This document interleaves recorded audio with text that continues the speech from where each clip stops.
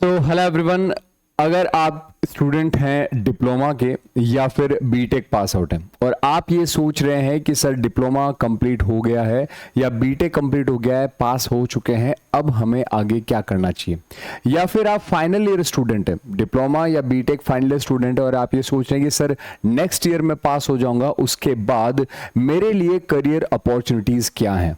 तो अगर आप सभी स्टूडेंट गवर्नमेंट एग्जामिनेशन की तैयारी करके एक सरकारी जेई बनना चाहते हैं, सरकारी एई बनना चाहते हैं, तो आप सभी स्टूडेंट को मैं बताना चाहूंगा यहां पर दो most prestigious examination RRB JE और एसएससी जेई को किस तरीके से आप फर्स्ट अटेम्प्ट में क्लियर कर सकते हैं और कैसे आप अपने एई और जेई के सफर की शुरुआत कर सकते हैं। जी हां, अगर आप भी अपने माता पिता के स्वाभिमान की वजह, उनके आंखों की चमक और अपने परिवार का नाम रोशन करना चाहते हैं और आप एक एग्जाम्पल सेट करना चाहते हैं कि किस तरीके से कड़ी मेहनत करके अपनी मंजिल को प्राप्त किया जा सकता है, तो आप एकदम सही चैनल पर हैं और इस वीडियो को लास्ट तक जरूर देखिएगा। वीडियो के एंड में आपको पूरी तरीके से क्लियर हो जाएगा कि क्या प्रिपरेशन स्ट्रेटेजी होनी चाहिए, क्या रिवीजन स्ट्रेटेजी होनी चाहिए, क्या प्रैक्टिस स्ट्रेटेजी होनी चाहिए, इन शॉर्ट सिलेक्शन का प्लान क्या होना चाहिए। तो चलिए इस वीडियो के अंदर अपन शुरुआत करते हैं। सबसे पहले आपके सबसे पहले स्टेप से दैट इज सब्जेक्ट प्लान। जी हां, सब्जेक्ट प्लान के अंदर हम ये डिस्कस करने वाले हैं कि आपको कौन कौन से सब्जेक्ट से कितने कितने क्वेश्चन पूछे जाते हैं जो आपको सबसे पहले कवर करने चाहिए।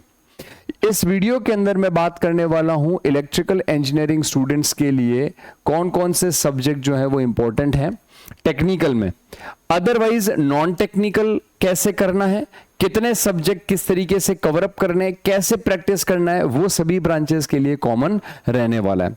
अगर मैं बात करूं इलेक्ट्रिकल में तो आप एसएससी जेई ले लें और चाहे आरआरबी जेई ले लें, इन दोनों के अंदर ही आपका टेक्निकल का जो सिलेबस है वो सेम रहता है। जी हां, एज इट इज, कोई तरीके का डिफरेंस नहीं है, टेक्निकल दोनों का सेम है। सबसे पहले और सबसे मेजर सब्जेक्ट की मैं बात करूं तो होता है power system, utilization of electrical power plus estimation and costing. ये तीनों सब्जेक्ट एक ही साथ पढ़ाए जाते हैं। इनफैक्ट मैं आपको ये तीनों सब्जेक्ट एक साथ ही पढ़ाता हूं क्योंकि ये एक दूसरे से जुड़े हुए हैं। इस सबको जोड़ करके पावर सिस्टम आप नाम ले सकते हैं और ये सब्जेक्ट जो है सबसे ज्यादा पूछा जाने वाला सब्जेक्ट है, चाहे आरआरबी हो और चाहे एसएससी हो।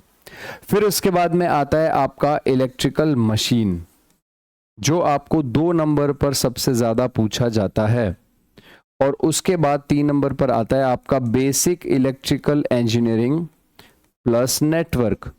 अब यहां पर देखा जाए तो मशीन और नेटवर्क, इन दोनों का वेटेज लगभग सिमिलर ही रहता है और अगर आप इन तीनों सब्जेक्ट्स को मिला लेते हैं तो आपका एसएससी और आरआरबी जेई का 80 से 85% टेक्निकल कोर्स कवर हो जाता है। आरआरबी एसएससी के पॉइंट ऑफ व्यू से मैं बात कर रहा हूं। स्टेट एजेई और पीएसयूज के लिए क्या एक्स्ट्रा है वो भी मैं इस वीडियो के अंदर आपको थोड़ा सा बता दूंगा। इसके बाद 2 सब्जेक्ट और आते हैं जिसमें आता है एक तो मेजरमेंट सब्जेक्ट और एक सब्जेक्ट आता है आपका बेसिक इलेक्ट्रॉनिक्स। ये दोनों ही सब्जेक्ट आपका रिमेनिंग 15 से 20% जो है वो वेटेज कवर करते हैं। इनका लगभग वेटेज कांस्टेंट रहता है, 7-8 मार्क्स का ये, 7-8-10 मार्क्स का ये पूछा जाता है। मगर अगर आप तैयारी शुरू करना चाह रहे हैं, आप फर्स्ट टाइम प्रिपरेशन करना चाह रहे हैं, तो आप इन तीनों में से किसी भी सब्जेक्ट से अपनी शुरुआत कर सकते हैं क्योंकि ये मेजर सब्जेक्ट है। अगर अपन बात करें कि सर लगभग समय कितना बचा है, तो एसएससी ने तो बोल दिया था पहले कि हम अक्टूबर में हमारा पेपर ले लेंगे प्रीलिम्स का, और इसका जो प्रीलिम्स होता है उसके प्रीलिम्स के अंदर आप लोगों को 2 पोर्शन देखने को मिलते हैं, पोर्शन 1 प्री और पोर्शन सेकंड, प्री में 2 पोर्शन देखने को मिलते हैं। प्री में पहला पोर्शन होता है टेक्निकल का और दूसरा पोर्शन होता है नॉन टेक्निकल का। अगर मैं आरआरबी की बात करूं तो इसका नोटिफिकेशन रिलीज नहीं हुआ है, ना ही डेट आया, मगर आरआरबी एक बहुत ही इरेगुलर वैकेंसी हुआ करती थी, कभी 3 साल में कभी 5 साल में आती थी, मगर पिछले साल आरआरबी ने कहा कि हम हर साल वैकेंसी रिलीज करेंगे। तो 2024 की वैकेंसी में आरआरबी जेई के सीबीटी 1 और 2 का पेपर कंप्लीट हो गया है, रिजल्ट आना बाकी है। तो उम्मीद है कि रिजल्ट आने के साथ ही नेक्स्ट ईयर यानी 2025 आरआरबी जेई का वैकेंसी रिलीज कर दिया जाएगा, क्योंकि आरआरबी ने एएलपी का वैकेंसी 2025 के लिए ऑलरेडी रिलीज कर दिया। तो अगर यहां पर बात की जाए, आरआरबी भी आप लोगों को 2025 के एंड तक आपका एग्जाम लेने का चांसेस, या फिर अगर नोटिफिकेशन आ जाता है तो जनवरी फरवरी तक भी अपन मान सकते हैं। तो इस केस के अंदर अगर मैं यहां पर, अच्छा एसएससी ने बोल दिया कि हमारा हम पे जो कैलेंडर है वो रीशेड्यूल कर रहे हैं, तो there might be a case की अक्टूबर से नवंबर में शिफ्ट हो जाए। पेपर 1 में जो टेक्निकल आता है उसका सिलेबस मैंने यहां पर आप लोगों को बता दिया। पेपर 2 के नॉन टेक की मैं अभी बात करूंगा। सिमिलरली आरआरबी के अंदर जो है वो 2 पोर्शन होते हैं, सीबीटी 1 एंड सीबीटी 2, जैसा कि आपको पता है। तो अगर यहां पर सीबीटी 1 की मैं बात करूं तो ये तो कंप्लीटली नॉन टेक्निकल रहता है, और अगर मैं बात करूं सीबीटी 2 की तो इसके अंदर आप लोगों को टेक प्लस नॉन टेक दोनों पूछा जाता है, जिसमें टेक्निकल का सिलेबस सेम यही है जो अपन ने यहां पर डिस्कस कर लिया। तो ये 5 सब्जेक्ट आपको एसएससी और आरआरबी दोनों का टेक्निकल पूरा कवर करा देंगे। फिलहाल एसएससी की वैकेंसी सामने है तो इसकी हम तैयारी कर रहे हैं, तो अल्टीमेटली आरआरबी की भी तैयारी पैरेलली चल रही है आप सभी की। अगर मैं बात करूं यहां पर कि सर टेक्निकल में तो ये 3 में से हमें पहले एक उठा लेना चाहिए, और उसके बाद में जो है वो नॉन टेक्निकल की बात अपन करेंगे, मगर ये 3 सब्जेक्ट मेरे हो गए, उसके बाद क्या ये 2 सब्जेक्ट में छोड़ सकता हूं? जी नहीं, बिल्कुल नहीं। आप एक भी नंबर का नहीं छोड़े, 5 ही तो सब्जेक्ट है, ये सारे सब्जेक्ट करना मैंडेटरी है। ये 3 पहले प्रायोरिटी पे आपके होने चाहिए। अब मैं बात करूं यहां पर आप सभी स्टूडेंट्स के लिए कि टेक्निकल वाला पोर्शन आपका यहां पर 100 मार्क्स का है एसएससी में, और नॉन टेक्निकल वाला भी 100 मार्क्स का। या आरआरबी में भी टेक्निकल का पोर्शन 100 मार्क्स का ही आप लोगों का रहता है।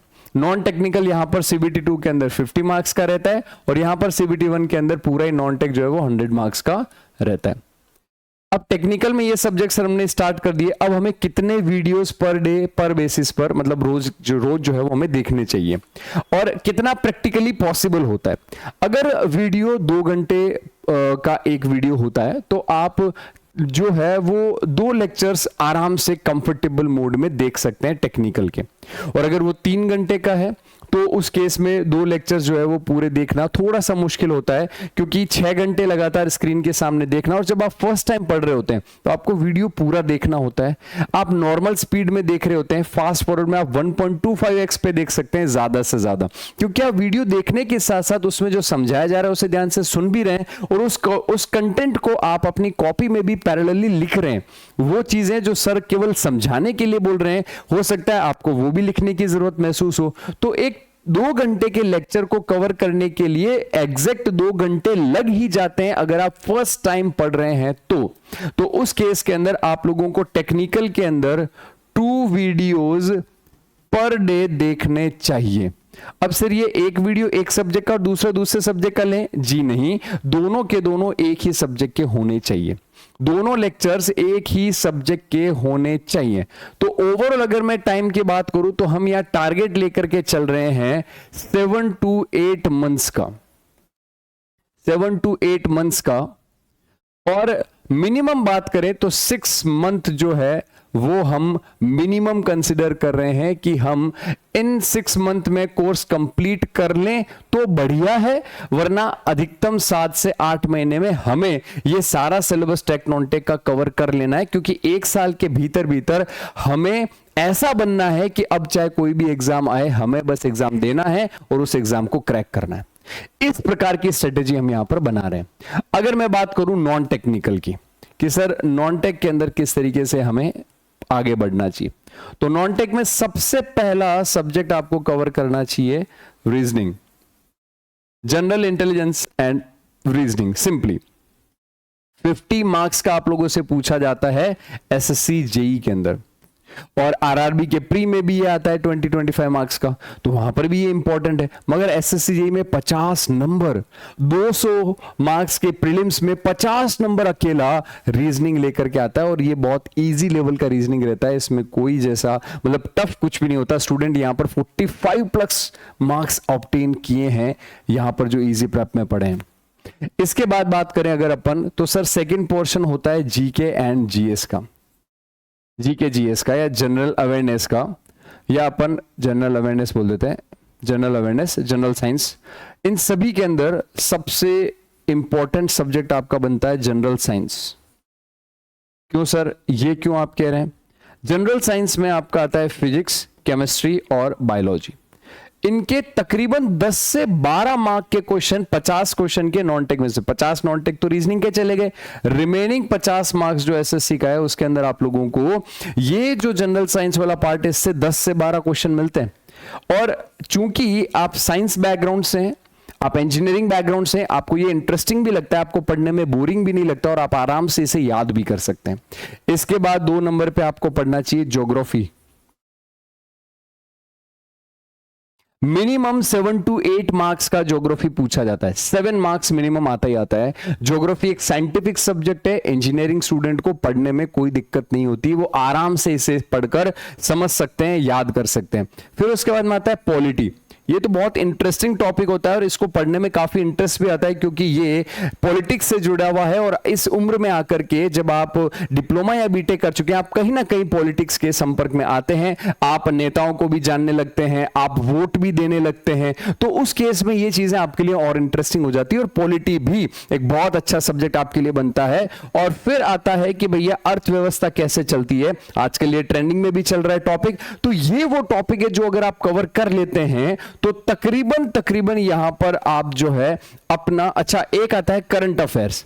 करंट अफेयर के लिए आप जनवरी 2025 ऑनवर्ड्स हर महीने की जो बुक आती है कि भैया ये जनवरी का करंट अफेयर का पूरा बुक है, ये फरवरी का बुक है, आप जनवरी से उसको परचेज कर लें, और जनवरी से लेकर के अब तक का आप लोग जो है वो नेक्स्ट मंथ जो भी आएंगे हर महीने परचेज करते जाए, और उसको आदत में डाल लें कि डेली करंट अफेयर वाली किताब जो है उसके अपन को 4-5 पेज पढ़ने, बस रख देने, फिर अगले दिन 4-5 पेज पढ़े, फिर रख दिए, ऐसा डेली बेसिस पे करना है। आप इसको हैबिट में ले आइए। अगर आप ये सारा पोर्शन जो है वो कवर कर लेते हैं तो आप लगभग 35 नंबर तक जो है, 35 नंबर तक नॉन टेक्निकल का पोर्शन कवर कर लेंगे। इसके बाद हिस्ट्री बचता है, जिसमें 2-3 तरीके का मेडाइवल हिस्ट्री, मॉडर्न हिस्ट्री वगैरह सब कुछ आता है। तो history, geography, polity, economics, general science, current affairs, तो 35 के आप तो 40 मार्क्स ही मान लीजिए। अगर आप जो है वो मिसलेनियस क्वेश्चंस और उनको छोड़ दें तो 40+ मार्क्स आप यहां से अचीव कर सकते हो। और ये वो सब्जेक्ट है जो पढ़ने में इंटरेस्टिंग भी है और आपको बोरिंग भी नहीं लगेंगे, और आप इन्हें आसानी से कवर भी कर सकते हैं। सबसे पहले आपको रीजनिंग कवर करना है। अब सर नॉन टेक्निकल के अंदर हमें कितने वीडियोस देखने चाहिए? नॉन टेक्निकल में भी आप 2 वीडियो पर डे देख सकते हैं, क्योंकि नॉन टेक्निकल लेक्चर्स की लेंथ जनरली 1 से 1.5 घंटे के आसपास होती है। तो अगर आप 2 लेक्चर ये पर डे के देख रहे हैं 2-2 घंटे के, तो 4 घंटे का तो ऑनलाइन कंटेंट ये हो गया, और 1 घंटे का ये है तो 2 ये कंटेंट हो गया। तो 6 घंटे का ऑनलाइन कंटेंट से ज्यादा आप फुल टाइम अगर पढ़ रहे हैं तो आप नहीं पढ़ पाएंगे 6 घंटे से ज्यादा। कारण क्या है? 6 घंटे लगातार डिजिटल स्क्रीन के सामने आप देखेंगे, आप उसके नोट्स भी बनाएंगे, थोड़ा डिस्ट्रैक्शन भी होता है, आंखों में डिस्कंफर्ट भी होता है। तो आप ऐसा कर सकते हैं कि 2 वीडियोस टेक्निकल के आप सुबह देख रहे हैं, नोट्स बना रहे हैं। अगर आप सुबह के समय ज्यादा पढ़ पाते हैं तो, रात के समय ज्यादा पढ़ पा रहे हैं तो सुबह नॉन टेक वाले पोर्शन को रख सकते हैं, रात के समय आप टेक्निकल वाले पोर्शन को रख सकते हैं। इस तरीके से आप लोगों को पर डे 6 आवर तो कंटेंट वॉच करना ही है। 6 आवर पर डे आप लोगों को ऑनलाइन जो है वो कंटेंट कंज्यूम करना ही है, जो आप टेक नॉन टेक का करेंगे। और ये एग्जैक्ट 6 आवर ही इसलिए लगेंगे क्योंकि आप पहली बार तैयारी कर रहे हैं, तो आप सारा नोट्स लिखेंगे, लिख करके आप चीजों को समझेंगे। रिवीजन करने में आपको ना के बराबर समय लगेगा, वो मैं रिवीजन प्लान में आपको एक्सप्लेन करूंगा। 6 घंटे होने के बाद सर फिर क्या, मैं तो सर 14 घंटे पढ़ सकता हूं, उसके बाद क्या करो, उसके बाद रिवाइज करो, उसी चीज को पढ़ो। शुरुआत के अंदर अगर आपको लगता है कि समय आपके पास फिर भी बच रहा है, तो शुरुआती सब्जेक्ट में आप नंबर ऑफ वीडियोस यहां भी 3 कर सकते हैं, यहां भी 3 कर सकते हैं, मगर 1 महीने बाद आप 2-2 वीडियो से ज्यादा नहीं देख पाएंगे। क्यों? क्योंकि रिवीजन प्लान आ जाएगा, प्रैक्टिस प्लान भी आ जाएगा। तो प्रैक्टिस और रिवीजन ये भी जब ऐड हो जाएंगे, तब यहां पर आपका ये थोड़ा सा वेटेज और कम हो जाएगा। हो सकता है अभी आप 3-3 लेक्चर देख पा रहे हैं, 1-1.5 महीने बाद जब आप रिवीजन मोड में और प्रैक्टिस मोड में आ जाएंगे, तब आप यहां पर 2-2 लेक्चर भी पूरे नहीं देख पाएंगे। उसका रीजन मैं आप लोगों को नेक्स्ट प्रैक्टिस प्लान में समझाने वाला हूं। तो फिलहाल आप लोगों को आपका सब्जेक्ट प्लान समझ में आ गया होगा कि कौन से सब्जेक्ट टेक में पहले करने हैं, कौन से नॉन टेक में पहले करने, किसका वेटेज कितना है, कितने वीडियोस पर डे देखने हैं। थोड़ा बहुत मैंने एग्जाम पैटर्न को भी यहां पर कवर किया है। सब्जेक्ट प्लान सर हमारा एकदम बढ़िया हो गया। अब हमें यह बताइए कि सर हमें क्वेश्चन प्रैक्टिस कैसे करनी। तो अब अपन बात करेंगे सेकंड प्रैक्टिस प्लान की। प्रैक्टिस प्लान में सबसे पहले मैं बात करता हूं टेक्निकल की। टेक्निकल की प्रैक्टिस कैसे करनी। देखो सबसे पहले सवाल आता है कि प्रैक्टिस करें कहां से। तो प्रैक्टिस करने के आप लोगों के पास सबसे पहला ऑप्शन है कि या तो आप PYQ या फिर MCQ की जो बुक्स आती हैं उनसे आप क्वेश्चन प्रैक्टिस कर सकते हैं। उसके बाद 2 नंबर पे आता है कि आप YouTube के ऊपर बहुत सारे प्रैक्टिस वीडियोस अवेलेबल हैं सब्जेक्ट के, उनसे आप अपना कंटेंट कवर कर सकते हैं, प्रैक्टिस कवर कर सकते हैं। और तीसरा, या फिर आप कोई डेडिकेटेड प्रैक्टिस बैच भी एनरोल कर सकते हैं जहां से आप क्वेश्चन की प्रैक्टिस कर सकें। ये 3 तरीके आप लोगों के सामने, जनरली स्टूडेंट तीनों ही प्रीफर करते हैं। पहले किताब से भी लगा लेते हैं, फिर YouTube से भी कर लेते हैं, और फिर उसके बाद में कोई प्रैक्टिस बैच से प्रॉपर सिस्टमैटिक तरीके से भी कर लेते हैं। अब यहां पर बात की जाए कि सर तीनों तरीके अच्छे हैं, बेस्ट हैं। अब टेक्निकल में हो चाहे नॉन टेक्निकल में हो, दोनों में ही बात यही आप इस तरीके से कर सकते हैं। अब अगर मैं बात करूं टेक्निकल के अंदर, आप लोगों को अगर आप YouTube पे तो आप फ्री हैं, आप आराम से कैसे भी पढ़ सकते हैं। PYQ और अगर MCQ अगर आप लगा रहे हैं, PYQ या फिर MCQ आप लगा रहे हैं, तो आपको चैप्टर वाइज लगाना है। चैप्टर वाइज लगाना है ईच सब्जेक्ट, हर सब्जेक्ट के अंदर आपको चैप्टर वाइज ऐसा काम करना है। अब देखिए यहां पर आप देख रहे थे एक टेक्निकल सब्जेक्ट, जैसे ही एक टेक्निकल सब्जेक्ट कंप्लीट हुआ, क्योंकि ये बड़े सब्जेक्ट हैं, इनको पूरा होने में समय लगेगा। जैसे पावर सिस्टम की अगर मैं बात करूं, अगर आप रिकॉर्डेड बैच में एनरोल होते हैं तो यहां पर आपको 78 लेक्चर्स दिए गए जो 2-2 घंटे के। तो अगर आप 2 वीडियो भी पर डे देखते हैं तो लगभग आप लोगों को 1 महीने से लगभग ज्यादा 5 दिन 10 दिन और मान लें आपको पूरा पावर सिस्टम कवर करने में लगेगा। मगर ये आपको एग्जाम में 35 मार्क्स दिलाएगा 100 में से। तो 1 से 2 महीने में आप 35 मार्क्स लाने लायक बराबर हो गए, और 1 महीने में आप रीजनिंग भी पूरा कर लेंगे। तो 50 और 30 80 नंबर आप 1 महीने में कवर करने लायक हो गए। 1 से 1 महीना 10 दिन के अंदर, यानी 40 दिन में। शुरुआत के 40 दिन तुम्हें ऐसा लगेगा अरे यार मेरे तो कुछ हुआ ही नहीं, मगर जैसे ही 40-45 दिन खत्म होंगे आपको पता चल जाएगा कि भाई मैं 80 मार्क्स यानी 200 में से 80 नंबर अटेम्प्ट करने लायक कैपेबिलिटी में आ चुका हूं। तो जैसे ही एक टेक्निकल खत्म हुआ, अगला टेक्निकल सब्जेक्ट चालू हुआ, जैसे ही एक नॉन टेक खत्म हुआ, अगला नॉन टेक का सब्जेक्ट चालू हुआ, और जैसे ही एक टेक्निकल सब्जेक्ट आप पढ़ रहे हैं उसमें मल्टीपल चैप्टर होते हैं। तो जब आप कोई किताब से प्रैक्टिस करें तो उस केस में आप एक चैप्टर खत्म होने के बाद उस चैप्टर की प्रैक्टिस करें, फिर अगला चैप्टर खत्म हुआ उस चैप्टर की प्रैक्टिस करें। इसीलिए मैं कह रहा था शुरुआत में आपके थ्योरी के लेक्चर्स आप ज्यादा देख सकते हैं, मगर जैसे ही एक लेक्चर खत्म हुआ, आपने यहां पर देखा जैसे ही एक चैप्टर आपका ओवर हो गया, अब आप यहां 2 लेक्चर्स देख रहे थे टेक्निकल के, आपके थ्योरी के, अब आप यहां पर जो है वो एक वीडियो मिनिमम 1 वीडियो पर डे मिनिमम आप किसका देखेंगे, प्रैक्टिस का भी देखेंगे। प्रैक्टिस का भी देखेंगे 1 वीडियो पर डे मिनिमम आप प्रैक्टिस का भी देखेंगे, और वो भी कैसे, चैप्टर वाइज। एक चैप्टर खत्म प्रैक्टिस का, तब तक थ्योरी का दूसरा चैप्टर खत्म हो जाएगा, उसकी प्रैक्टिस से स्टार्ट करें, फिर तीसरा, फिर चौथा, फिर 5वां, इस तरीके से प्रैक्टिस के वीडियो। अच्छा, प्रैक्टिस वाले वीडियोस में समय नहीं लगता। क्यों नहीं लगता? क्योंकि वहां पर आपने थ्योरी पूरी पढ़ रखी है, आप फास्ट फॉरवर्ड में उसको करें, क्वेश्चन स्क्रीन पे आया, आपने उसका आंसर इमेजिन किया कि इसका बी होना चाहिए, वीडियो प्ले किया, आंसर बी आया, इसका मतलब आपका कॉन्सेप्ट सही है, आप आगे बढ़ गए। तो उस 1 घंटे के लेक्चर को आप आराम से 45 मिनट्स से 40 मिनट्स में कवर पूरा कर सकते हैं। तो हो सकता है कि कई स्टूडेंट 2 वीडियो पर डे भी देख लें, मगर ध्यान रहे 2 लेक्चर थ्योरी के, टेक्निकल के और 2 नॉन टेक के पढ़ने ही हैं, तो 4 लेक्चर तो वो हैं ही, उसके बाद एक्स्ट्रा समय है तो आप प्रैक्टिस के 1 क्यों 2 लेक्चर्स कर सकते हैं। तो यहां पर आप लोगों को मैं 1 वीडियो पर डे सजेस्ट करूंगा। प्रैक्टिस का मिनिमम आपको करना ही करना चाहिए, बिल्कुल करना चाहिए। एग्जाम तक आप पूरा कर लेंगे। आप इतनी हाई तोबा ना मचाएं कि मैं 10-10 lecture 15-15 lecture sir per day देख रहा हूं। दिमाग को सेटल होने का भी समय दें। जो आपने पढ़ा है उसको अच्छे से मेमोराइज करने का भी समय दें। आपने 2 लेक्चर आज टेक्निकल के पढ़े, आपने नोट्स बनाए, अब आप वीडियो बंद करें, 15-20 मिनट का ब्रेक लें, आधे घंटे का ब्रेक लें, 1 घंटे का ब्रेक लें, वापस बैठें और सिर्फ कॉपी से पढ़ें। वो जो आपने 2 लेक्चर में देखा उसको पूरा कॉपी से पढ़कर रिवाइज करें, उसको समझने की कोशिश करें और उसके बाद फिर नॉन टेक की थ्योरी पढ़ें, फिर उसको ब्रेक देकर उसको अपन अच्छे से जो है वो समझें। इस तरीके से करोगे तो ज्यादा याद होगा, ना बजाय कि आप लगातार बस पढ़ते जा रहे हो लेक्चर्स और लगातार नोट्स बनाते जा रहे हो। तो ये आपका प्रैक्टिस का आपका टेक्निकल वाला पोर्शन हो गया। नॉन टेक्निकल में भी आप सेम पैटर्न फॉलो कर सकते हैं, सेम पैटर्न कि आप एमसीक्यू से प्रैक्टिस कर रहे हैं या फिर आप अगर कोई प्रैक्टिस बैच में एनरोल्ड हैं तो 1 वीडियो पर डे आप देखेंगे ही देखेंगे। तो इस तरीके से क्या हुआ, आप थ्योरी भी कवर कर रहे हैं यहां पर 2 वीडियो पर डे और प्रैक्टिस आप कर रहे हैं 1 वीडियो पर डे से। Tech and non tech both इस तरीके से आपकी प्रैक्टिस चल रही है और इसके अलावा आप बुक से भी प्रैक्टिस कर रहे हैं। तो जो प्रैक्टिस बैच से नहीं कर रहे हैं वो किताब से करें। अब किताब से करने के दौरान आपको बता दिया चैप्टर वाइज प्रैक्टिस करनी है, तो चैप्टर में मान लो 500 क्वेश्चन है तो मिनिमम इंश्योर करें कि आप 50 क्वेश्चन पर डे प्रैक्टिस कर लें, काफी है। 50 question is more than sufficient.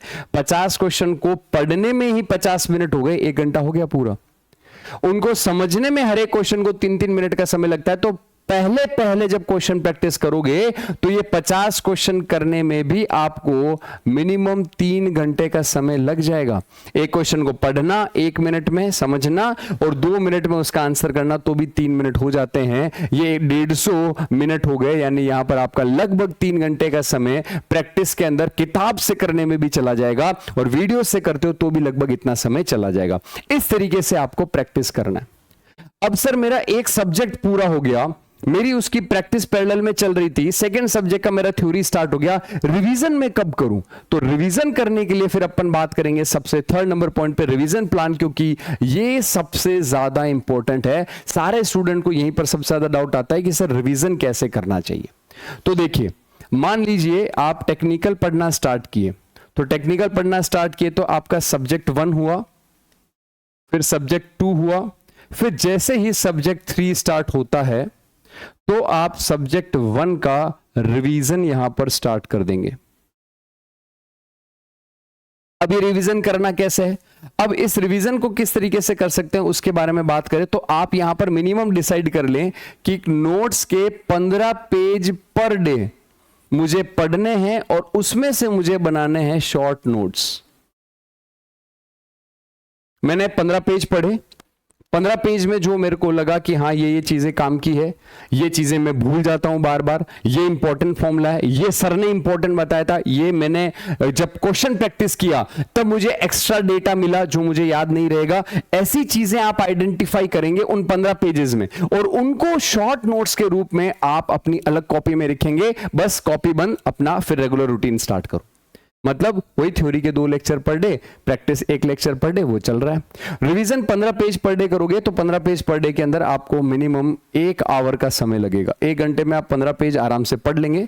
मैं वो चीजें बता रहा हूं जो प्रैक्टिकली पॉसिबल है।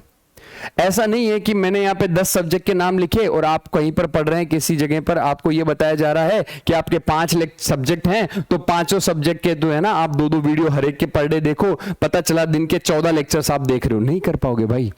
प्रैक्टिकली जो पॉसिबल है वो मैं आप लोगों को समझा रहा हूं कि आप किस तरीके से आगे बढ़ सकते हैं।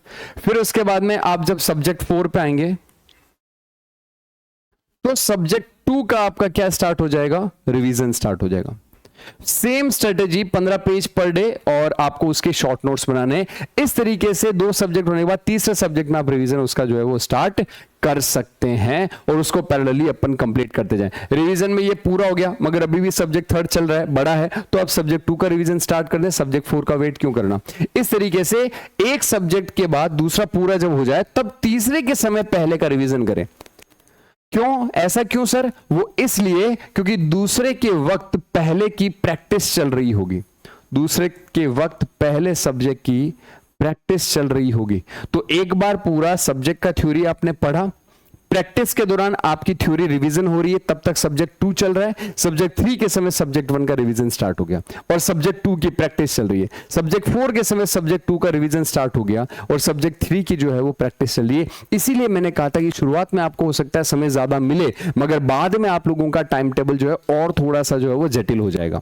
थ्योरी का समय जो है वो आप अपना फिक्स रखें, पढ़ने का टेक और नॉन टेक का, बीच के समय को आप खाली रखें, उसमें फिर कुछ समय बाद प्रैक्टिस का समय आ जाएगा, फिर उसके कुछ समय बाद रिवीजन का समय भी उसमें ऐड हो जाएगा। तो आपका पूरा दिन जो है वो जैसे जैसे आगे बढ़ोगे पैक होता चला जाएगा और आपकी हैबिट भी ऐसे ही बनती है। आप शुरुआत में सीधा ही 5-6 घंटे लगातार कुर्सी पे बैठ के पढ़ ही नहीं पाएंगे, क्योंकि इतना तो आप कॉलेज में भी नहीं बैठ के पढ़े थे। तो सर उस केस में आपने जो स्ट्रेटेजी बताई वो हमें एकदम सही लग रही है। वो इसलिए क्योंकि शुरुआत में हम जब लोड कम लेंगे तो धीरे धीरे हमारी सिटिंग कैपेसिटी बढ़ती चली जाएगी, फिर उसमें प्रैक्टिस सेशन ऐड हो जाएंगे, फिर उसमें रिवीजन सेशन ऐड हो जाएंगे, तो धीरे धीरे जब लोड बढ़ेगा तो हम उसको आराम से हैंडल भी कर पाएंगे। ये वजह है कि मैंने आप लोगों को ये चीज बताई है। अब यहां पर एक चीज जो है वो ये है कि at the end of revision session, at the end हमें मिला क्या? हमारे शॉर्ट नोट्स रेडी हो गए सर, शॉर्ट नोट्स रेडी हो गए सर रिवीजन सेशंस के अंदर। इसके अलावा शॉर्ट नोट्स रेडी होने के अलावा हमारा एक बार सारा सब्जेक्ट का रिवीजन हो गया, हमने प्रैक्टिस भी सारी कर ली। अब हम सर लगाएंगे टेस्ट सीरीज। टेस्ट सीरीज, अब ये टेस्ट सीरीज 2 तरीके से होती है, एक होती है सब्जेक्ट वाइज और एक होती है फुल लेंथ। तो सब्जेक्ट वाइज कब लगाना है? पहला तो सब्जेक्ट वाइज टेस्ट सीरीज लगाना है जब आपका सब्जेक्ट ओवर हो जाए। क्या ओवर हो जाए? सब्जेक्ट की प्रैक्टिस ओवर हो जाए। तब जब आपके सब्जेक्ट की प्रैक्टिस ओवर हो जाए तब आप सब्जेक्ट वाइज टेस्ट लगाएं, और जब आपके सारे सब्जेक्ट हो जाएं तब आप फुल लेंथ लगाएं। जब फुल सिलेबस कवर हो जाता है तब आप अपने फुल लेंथ टेस्ट सीरीज को भी लगा सकते हैं। इस तरीके से आप अपना प्रैक्टिस प्लान, सब्जेक्ट प्लान और अपना रिवीजन प्लान चूज करेंगे। अब सबसे लास्ट में मैं बताने वाला हूं कंक्लूजन कि सर ओवरऑल सिलेक्शन का प्लान क्या हो। तो एक परफेक्ट सिलेक्शन का प्लान होता है कि आपका सब्जेक्ट प्लान प्रॉपर हो, आप अच्छे से सारे सब्जेक्ट की थ्योरी रिवाइज करें, आप रटे नहीं, आप कॉन्सेप्ट बिल्डअप करें, आप प्रॉपर नोट्स बनाएं, एक एक चीज जो फैकल्टी ने बताई है वो पूरी कॉपी में लिखें, और सब्जेक्ट की थ्योरी आप अगर अच्छे से कवर करते हैं तो उसके बाद उसकी प्रैक्टिस भी उतने ही अच्छे से करें। प्रैक्टिस के बाद आप उसका रिवीजन भी बहुत अच्छे से करें। अगर ये तीनों चीजें आप ऑन टाइम एकदम अच्छे से करते हैं, that means you will get selected in each and every exam जो आप प्लान कर रहे हैं। अगले 6 से 8 महीने में आप सब कुछ, सारे सोशल चीजों को त्याग करके और अपना पूरा का पूरा ध्यान अगर कंसंट्रेट होकर पढ़ाई पे लगाएंगे तो यकीन मानिए ये 8 से 10 महीने की आपकी जो मेहनत है वो आपको आगे आने वाले अपने लाइफ टाइम तक आपको कंफर्ट प्रोवाइड करेगी। फिलहाल 10 महीनों के लिए कंफर्ट जोन से थोड़ा सा बाहर आए और तैयारी इस कदर कर दें कि आप एक इतिहास रच दें, और आप जब सेलेक्ट होकर के निकले तो आपसे मोटिवेट होकर के बाकी लोग भी ये सोचें कि अरे यार अगर ये भाई कर सकता है तो मैं भी कर सकता हूं। इस मुहिम के अंदर इजी प्रेप की तरफ से आप सभी के लिए क्या, तो इजी प्रेप की पूरी टीम आप लोगों के साथ कदम से कदम मिलाने को तैयार है। चाहे आरआरबी हो, एसएससी हो, पीजीसीएल हो, बार को आरएससी हो, तमाम स्टेट एजेई के एग्जामिनेशन हो, तो ये वो चेहरे हैं जिन्होंने 1-2 नहीं सैकड़ों एग्जाम में हजारों स्टूडेंट्स के सिलेक्शन करवाए हैं, सिविल, इलेक्ट्रिकल और मैकेनिकल के अंदर, इलेक्ट्रॉनिक्स के अंदर, कंप्यूटर साइंस ब्रांच के अंदर। अगर आप इन सभी चेहरों को देखें तो ये किसी पहचान के मोहताज नहीं है, ये वो फैकल्टी मेंबर्स हैं, रेस्पेक्टेड फैकल्टी मेंबर, जो कई सालों से एईजेई के फील्ड के अंदर आप सभी स्टूडेंट्स के सीनियर्स जितने भी हैं आपके या आपके जो आसपास के दोस्त हैं जिनका सिलेक्शन हुआ, उनसे पूछेगा, ये इन चेहरों को जरूर जानते होंगे। और अगर आप इन सभी चेहरों के साथ में मिलकर अपनी तैयारी को पहली ही बार में इतना अच्छा और इतना बढ़िया करना चाहते हैं कि आपका सिलेक्शन होने से कोई नहीं रोक पाए, तो आप इन सभी टीम मेंबर से पढ़ सकते हैं इंडिविजुअल ब्रांच वाइज बने हुए उड़ान 2.0 बैच के अंदर।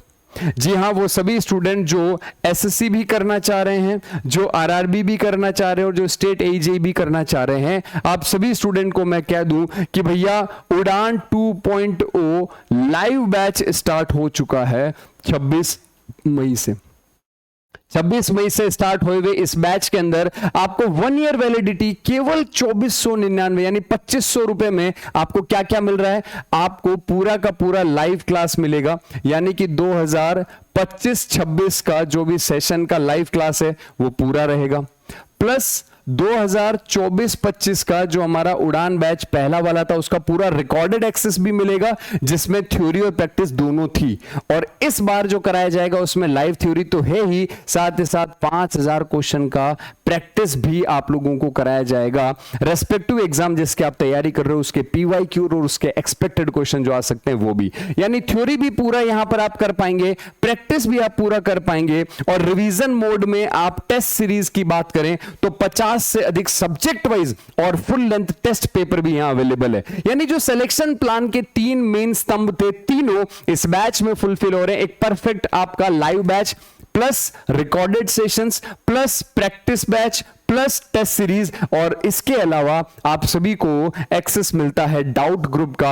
आप डाउट ग्रुप में ऐड होंगे और आपके डाउट को भी आपकी प्रायोरिटी के साथ में सॉल्व करके आपको दिया जाएगा। अगर आप फाइनल ईयर स्टूडेंट है तो आप 2 ईयर प्लान चूज करें, क्योंकि आपको कंटेंट इतना ज्यादा मिलेगा कि हो सकता है कॉलेज के साथ 1 ईयर में आप कंप्लीट ना कर पाए। और अगर आप पास आउट स्टूडेंट है, आपके पास समय है, तो आप इस प्लान को चूज कर सकते हैं। अगर आप जॉब कर रहे हैं तो भी आप इस प्लान के साथ में जाएं, ज्यादा बेहतर होगा। एसएससी जेईई 2024 के अंदर सफलता की इबारत लिखने वाला इजी प्रेप तैयार है आप सभी स्टूडेंट्स के साथ मिलकर के 2025-26 में एसएससी और आरआरबी की सफलता की इबारत लिखने के लिए। अगर आप सभी स्टूडेंट सीरियस होकर के पहले ही साल में पहली ही बार में एईजेई क्रैक करके अपना नाम इतिहास के पन्नों में दर्ज कराना चाहते हैं तो जुड़िए इजी प्रेप की सबसे बड़ी और सबसे अनुभवी टीम के साथ। और मैं आपका अपना सुमित आपको इसी तरीके से समय समय पर वैकेंसी से रिलेटेड इंफॉर्मेटिव वीडियोस के अंदर मिलता रहूंगा। चलिए मिलते हैं फिर से ऐसे ही किसी इंफॉर्मेटिव वीडियो के अंदर। इस वीडियो को लास्ट तक देखने के लिए बहुत बहुत धन्यवाद। और हाँ, चैनल पर पहली बार आए हैं तो सब्सक्राइब जरूर करिए, वीडियो को लाइक जरूर करिएगा। और हाँ, अपने जितने भी दोस्त जो जेईई का तैयारी शुरू करना चाह रहे हैं उन सबको ये वीडियो शेयर करिएगा। वो स्टूडेंट जो तैयारी कर चुके हैं, जिनको प्रैक्टिस की जरूरत है, वो इंडिविजुअल प्रैक्टिस बैच भी ले सकते हैं। वो स्टूडेंट जो इंडिविजुअल एसएससी आरआरबी का करना चाह रहे हैं वो भी अलग से बैच ले सकते हैं। इजी प्रेप का मोबाइल ऐप आप डाउनलोड करें और अधिक जानकारी के लिए हमारे दिए गए हेल्पलाइन नंबर पर भी आप संपर्क कर सकते हैं। तो आप सभी स्टूडेंट जो हैं उन सभी का इस वीडियो को देखने के लिए बहुत बहुत धन्यवाद। मिलते हैं, थैंक यू सो मच।